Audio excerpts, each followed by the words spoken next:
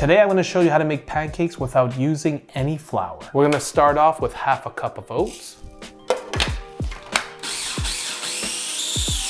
Here we have 1 banana. Let's put it in.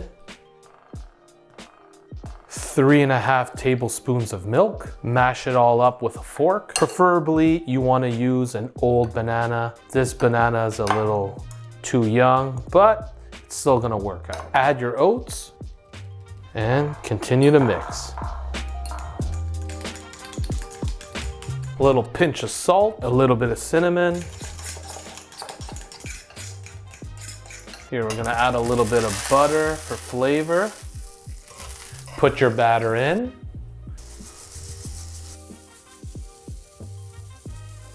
Once the bottom is nicely cooked, flip it over and voila, ready to go. Now the only thing that's missing is a little bit of maple syrup. Let's have a bite. These little buggers are easy to make and tasty. If you enjoyed this recipe, please subscribe to my channel and check out these other great videos.